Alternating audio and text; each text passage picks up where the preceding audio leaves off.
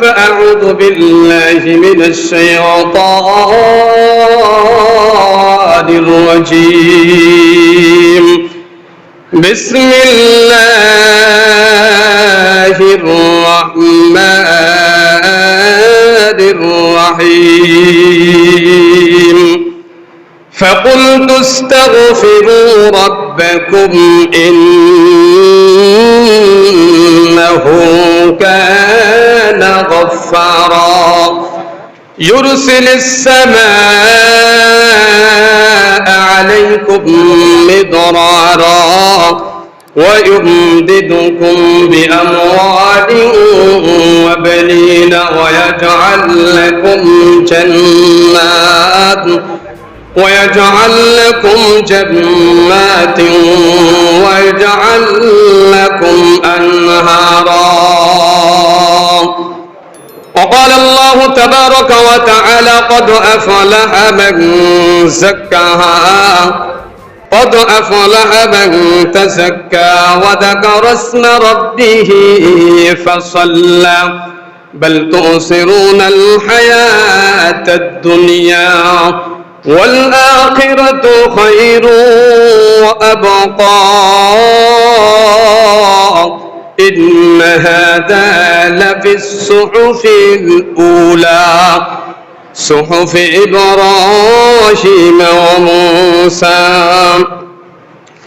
وقال رسول الله صلى الله عليه وسلم إذا كان يوم العيد خالف الطريق أو كما قال النبي عليه الصلاة والسلام.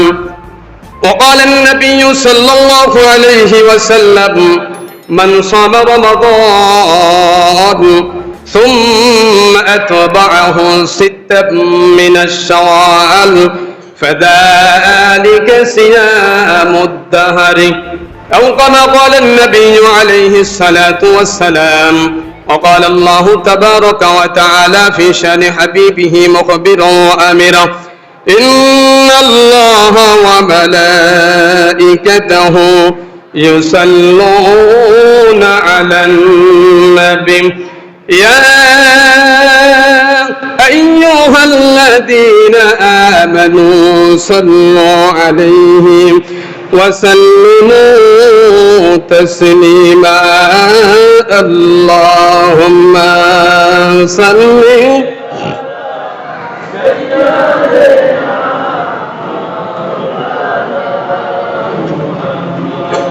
وعلى آل سيدنا محمد. اللهم صل على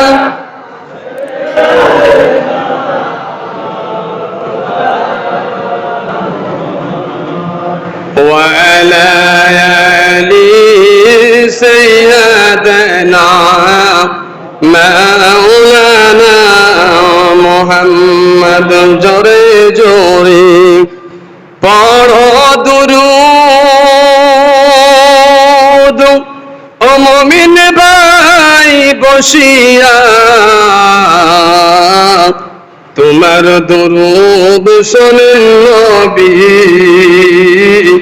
শুয়ে সোনার মদিনা। আল্লাহুম্মা সাল্লি আলা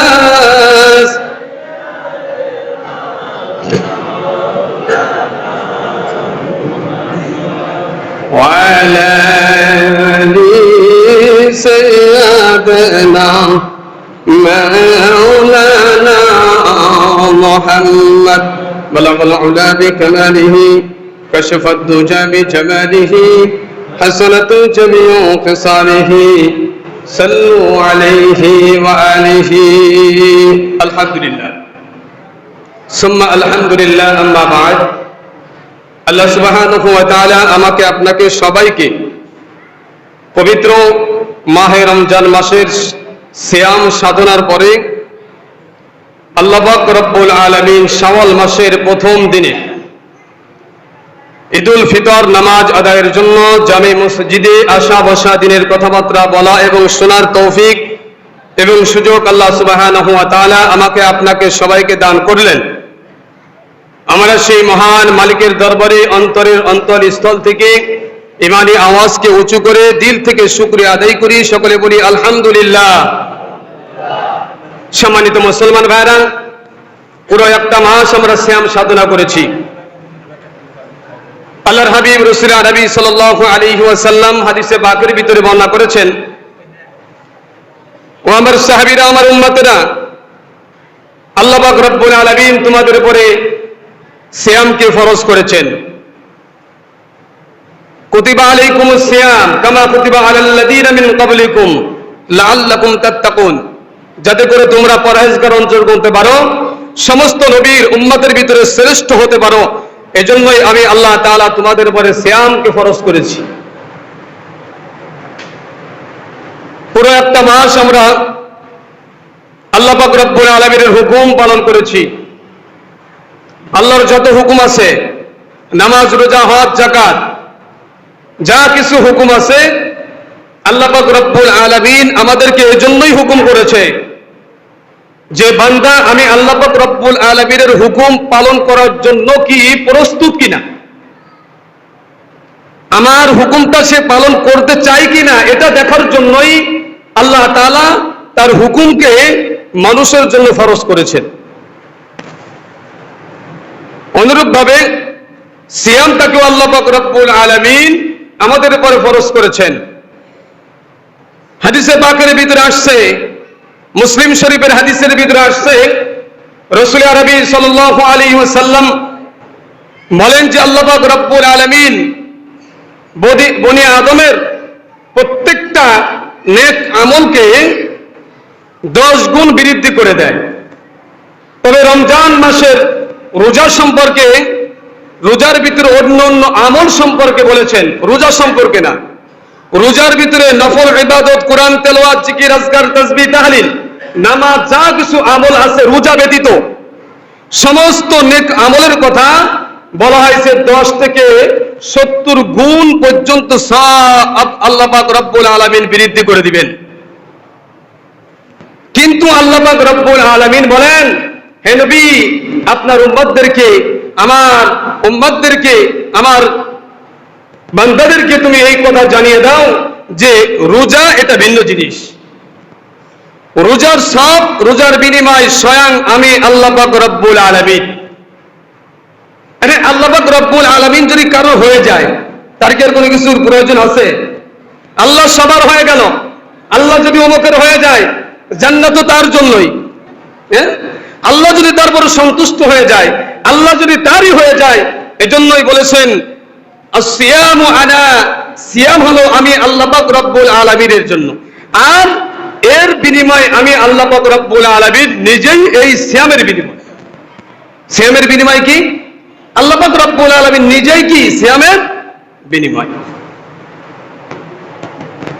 ছোট্ট একটা ঘটনা বলি, বোঝার জন্য, সহজে বুঝবেন এই জন্য বলি। এক বাদশা, তার সামনে যত প্রজাগুলো আছে বা তার সামনে যত লোক উপস্থিত ছিলেন, তাদেরকে ঘোষণা করলো 1 ঘন্টা সময় দিলাম। 1টা ঘন্টার ভিতরে যেই লোকটা যেই জিনিস ধরে 1 ঘন্টা বসে থাকতে পারবে, আমি বাদশা তাকে ওই জিনিস আমি দিয়ে দিব। কি বলছেন? 1 ঘন্টা সময় দিলাম, একটা জিনিস ধরে 1 ঘন্টা ধরে রাখতে হবে। যদি তুমি 1 ঘন্টা ধরে রাখতে পারো, আমি বাদশা ঘোষণা করলাম ওই জিনিসটা তোমার। এইখানে যারা আছে এদেরকে যদি বলা হয়, এই মসজিদের ভিতরে যা কিছু আছে 1 ঘন্টা সময় দেওয়া হলো, তোমরা যে যেটা নিবা ধরে রাখবা 1 ঘন্টার ভিতরে, সেইটা তার। সর্বপ্রথম সবাই ওই এসির দিকে হাত দিবে, ওটাকে দিবে, কেউ ফ্যান ধরবে, কেউ অমুক ধরবে, তমুক ধরবে। এইভাবে আমরা সবাই কিন্তু একটা জিনিস ধরে রাখবো, কারণ আমি যদি 1টা ঘন্টা ধরে রাখতে পারি, তাহলে ওই জিনিসটা আমাকে দিয়ে দেওয়া হবে। বাদশা ঘোষণা করলেন 1 ঘন্টার ভিতরে যেই জিনিস যে ধরে রাখতে পারবে, আমি বাদশা ঘোষণা করলাম ওই জিনিসটার, আমি তাকে দিয়ে দিব। এভাবে এক এক ব্যক্তি এক এক জিনিস, বাদশার সিংহাসন একজন ধরে রাখছে, বাদশা যে চেয়ারের পরে বসে, এক চেয়ার ধরে রাখছে একজন, একজন বাদশার পালঙ্ক ধরে রাখছে, একজন বাদশার অড্ডরূপ ধরে রাখছে, অর্থাৎ বাদশার রাজমহলের ভিতরে যা কিছু আছে একজন অমুকটা ধরে রাখছে, একজন স্বর্ণের চেয়ার ধরে রাখছে।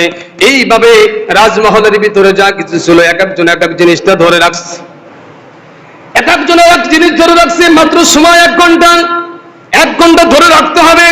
1 ঘন্টা ধরে রাখলে তাকে এটা দিয়ে দেওয়া হবে। 1 ঘন্টা দিয়ে রাখলে, 1 ঘন্টা ধরে রাখলে তার ওই জিনিসটার। আল্লাহ পাক রব্বুল আলামিন ঘোষণা করলেন, বান্দারে আমি আল্লাহ পাক রব্বুল আলামিন 1টা মাস সময় দিয়েছি।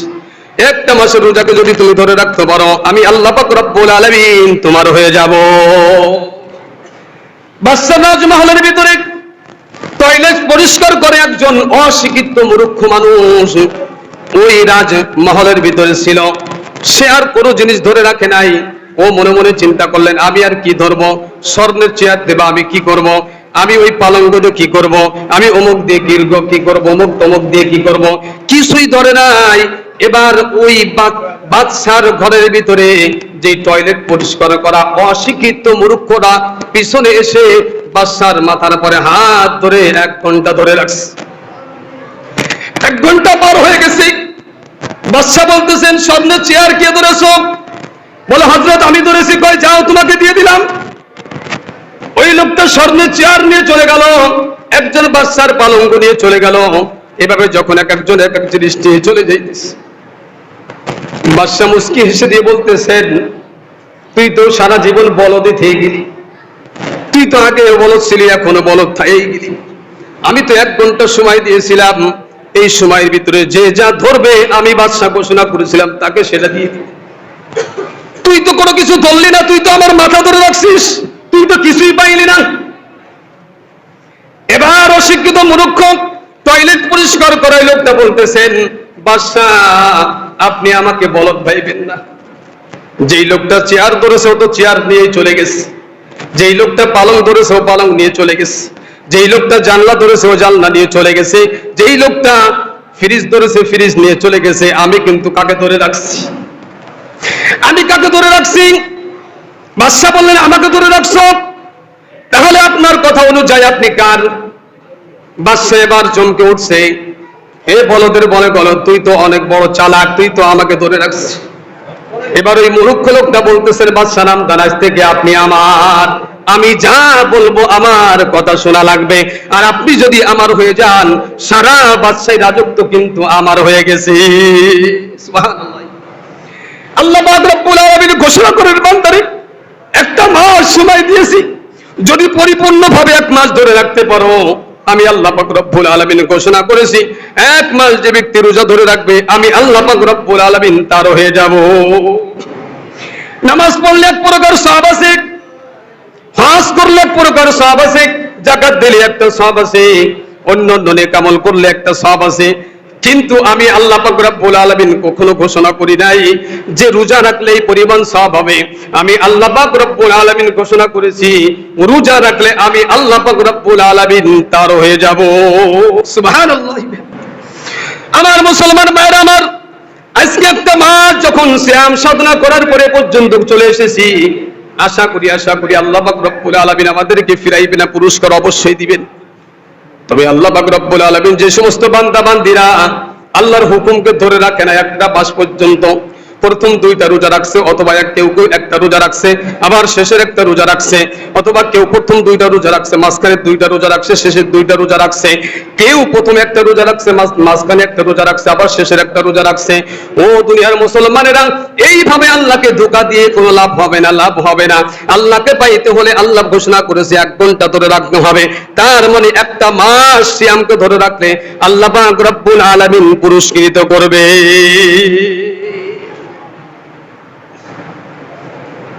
এজন্য মুসলমান ভাইরা, আমরা যারা 1 মাস ধরে সিয়াম সাধনা করেছি, আল্লাহ তাআলা আমাদের সবাইকে মাফ করে দিক। সকলে বলে আমিন। আল্লাহ পাক রব্বুল আলামিন আমাদেরকে ক্ষমার ঘোষণা করবেন। আজকে ঈদুল ফিতরের দিন।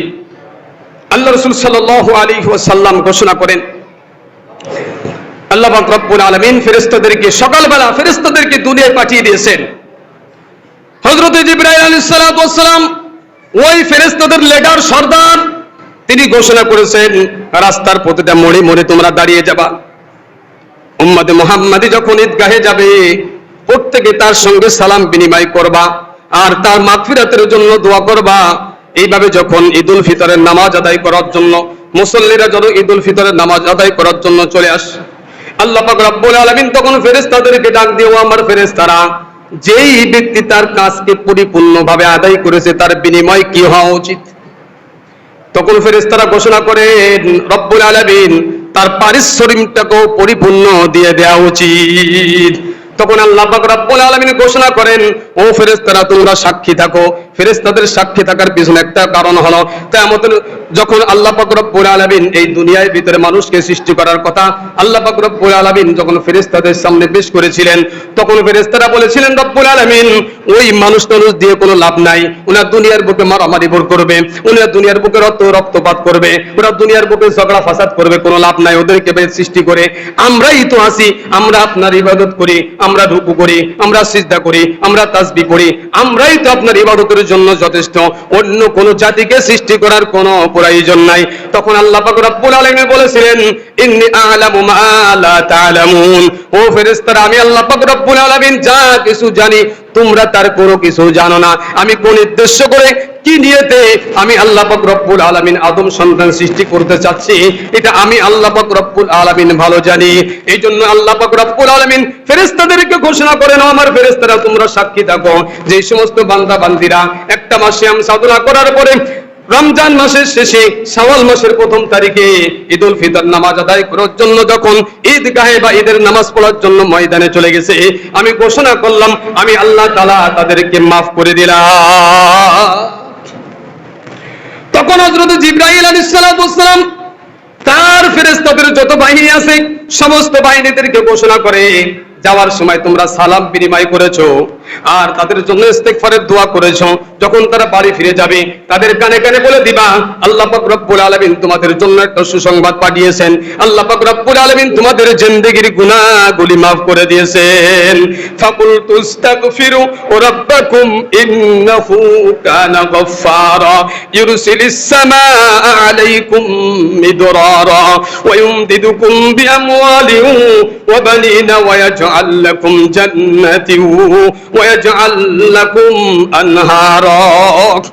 হযরত নূহ আলাইহিস সালাম 950 বছর পর্যন্ত দাওয়াত দেওয়ার পরে যখন মানুষ তার কথা মানে না, তখন হযরত নূহ আলাইহিস সালাম তার কওমদেরকে বলেছিলেন, ফাকুল তুস্তাগফিরু রাব্বাকুম ইন্নাহু কানা গফফারা, তোমরা যত অন্যায় করেছো আমাকে মারছো কোনো দুঃখ নাই, আমাকে মেরে রক্তাক্ত করে ফেলেছো, আমাকে মেরে বেহুশ করে ফেলেছো, কোনো ব্যাপার না। তোমরা যদি ফাকুল তুস্তাগফিরু রাব্বাকুম ইন্নাহু কানা গফফারা, ওই রব্বুল আলামিনের দরবারে তোমরা যদি ইস্তেগফার করো, তওবা করো, ফাকুল তুস্তাগফিরু রাব্বাকুম ইন্নাহু কানা গফফারা, আল্লাহ তাআলা তোমাদের সমুদায় গুনাহগুলিকে আল্লাহ পাক রব্বুল আলামিন maaf করে দিবে।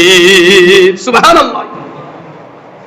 শুধু মাফ করবে তাই নয়, ওয়া ইউমদিদুকুম বিআমওয়ালিন ওয়া বানিনা ওয়া ইয়াজআল লাকুম জান্নাতিন ওয়া ইয়াজআল লাকুম আনহারা, আল্লাহ পাক রব্বুল আলামিন তোমাদের আমলের বিনিময়ে তোমাদের জন্য জান্নাত দান করবেন, তোমাদের পরে আল্লাহ পাক রব্বুল আলামিন জাহান্নামকেও হারাম করে দিবেন।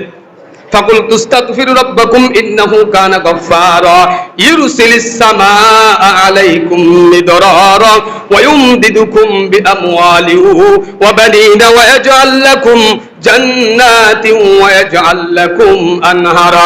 তোমরা যদি তওবা ইস্তেগফার করো, আমি আল্লাহ পাক রব্বুল আলামিন তোমাদের জন্য আসমান থেকে বৃষ্টির ব্যবস্থা করব, ওই বৃষ্টির মাধ্যমে আমি আল্লাহ তাআলা জমিন থেকে তোমাদের রিজিকের ফয়সালা করে দিব। তওবা ইস্তেগফার এটা যদি আমরা করি, আল্লাহর ঘোষণা হলো আসমান থেকে রহমতের বৃষ্টি দিয়া জমিন থেকে তোমাদের জন্য রিজিকের ব্যবস্থা করে দিবেন, এবং আল্লাহ পাক রব্বুল আলামিন তোমাদের সন্তান আদিদের ভিতরে, তোমাদের মাল দৌলত টাকা পয়সার ভিতরে আল্লাহ পাক রব্বুল আলামিন বরকত দান করবে। এজন্য ভাই আমাদেরকে ওই আল্লাহ পাক রব্বুল আলামিনের দরবারে ইস্তেগফার করতে হবে। যারা রোজা রাখছি তারা এটা মনে না করে যে আমার মনে আমি মনে কি হয়ে গেছি, আল্লাহু আকবার। আরে দোয়া কবুল, রোজা কবুল নাও হতে পারে, যেগুলি রোজা রাখার দরকার ছিল হয়তোবা সেগুলি হয় নাই, হয়তোবা এই রোজা রাখার পরে কত অন্যায় অজান্ত হয়ে গেছে, এই জন্যই এটা মনে না করা, আরে আল্লাহর ঘোষণা হলো রমজানের রোজা রাখলে আমি আল্লাহ তাআলা মাফ করে দিব, এই চিন্তা চেতনা, এই চিন্তা ভাবনা না করে আমি আল্লাহ পাক রব্বুল আলামিনের দরবারে তওবা ইস্তিগফার করো। ফাকুলতু ইস্তাগফিরু রাব্বাকুম ইন্নাহু কানা গাফফারা ইউরসিলিস সামাআ আলাইকুম মিদরারা। আমি আল্লাহ পাক রব্বুল আলামিন তোমাদেরকে আসমান থেকে এরকম ভাবে রহমতের বৃষ্টি ব্যবস্থা করব এবং তোমাদের জন্য বরকতের রিজিকের ব্যবস্থা করে দিব। সম্মানিত মুসল্লি ভাইরা, যাদের কাছে বেতনের স্লিপ দেওয়া হয়েছিল আপনারা দয়া করে মসজিদের দায়িত্বশীল যারা আছে তাদের কাছে পৌঁছাই দেন। আর মসজিদের ভিতরে যদি জায়গা না হয় উপরে আমরা ব্যবস্থা করেছি, উপরে চলে যেতে পারেন, উপরে যায় নামাজের ব্যবস্থা আছে। আর অল্প সময়ের মধ্যে আর মাত্র 6 থেকে 7 মিনিট সময় বাকি আছে। আপনারা যারা এখনো বাইরে আছেন অতি দ্রুত আমরা চলে আসি আরাকুল শাহী জামে মসজিদে। নির্দিষ্ট সময়ের মধ্যেই ঈদুল ফিতরের জামাত অনুষ্ঠিত হবে ইনশাআল্লাহ। সম্মানিত মুসল্লি ভাইরা, আল্লাহ পাক রব্বুল আলামিন ঘোষণা করেছেন কাদ আফলাহা মুমিনুন, বা আল্লাহ পাক রব্বুল আলামিন বলেছেন কাদ আফলাহা মান তাযাক্কা ওয়া যাকারা ইসমা রাব্বিহি ফাসাল্লা। আল্লাহ পাক রব্বুল আলামিন আমাদের উপরে যাকাতকে ফরজ করেছেন। যাকাত ফরজ করছে না? কিসের জন্য? কয় কাদ আফলাহা মান তাযাক্কা, আমি আল্লাহ তাআলা চাই এই পবিত্র মাহে রমজান মাসে তোমাদের দান দৌলত টাকা পয়সাকে পবিত্র করে দিতে, তোমাদের দিলকেও পবিত্র করতে। কারণ 40 ভাগের 1 ভাগ যখন তোমরা সদকা অর্থাৎ যাকাত দিবা তখন তোমাদের ভিতরে মালের যে মহাব্বতটা আমি আল্লাহ তাআলা মালের মহাব্বতকে তোমাদের অন্তরের ভিতরে দূর করে দিয়ে আমি আল্লাহ পাক রব্বুল আলামিন তোমাদের মালটাকে পবিত্র করে দিব। এই জন্যই মূলত আল্লাহ তাআলা আমাদের পরে এই যাকাতকে ফরজ করেছেন। এখন এই যাকাতকে যদি আমরা অস্বীকার করি, ওই যে কারুন মুসা আলাইহিস সালামের জামানার লোক কারুন, আল্লাহ পাক রব্বুল আলামিন তাকে অনেক অনেক অনেক সম্পত্তি দিয়েছিলেন। তখন আল্লাহ পাক রব্বুল আলামিন মুসা আলাইহিস সালামের উপরে তাওরাত কিতাব নাযিল করলেন। হিব্রু ভাষায় মুসা আলাইহিস সালামকে জানিয়ে দিলেন, মুসা রে যাও কারুনের পরে আমি আল্লাহ তাআলা যাকাতকে ফরজ করলাম 40 ভাগের 1 ভাগ, সেজন্য আল্লাহর রাস্তায় খরচ করে। তো মুসা আলাইহিস সালাম বলেছেন ওই হিব্রু ভাষাটা আল্লাহ পাক রব্বুল আলামিন আরবি ভাষায় কোরআনের ভিতরে উল্লেখ করেছেন, আহসিন কামা আহসানাল্লাহু ইলাইক। হে মুসা যাও কারুনকে বলো, শুধু কারুনকে নয় পৃথিবীর সমস্ত মানুষদেরকে উদ্দেশ্য করে আল্লাহ পাক রব্বুল আলামিন ঘোষণা করেছেন আহসিন কামা আহসানাল্লাহু ইলাইক।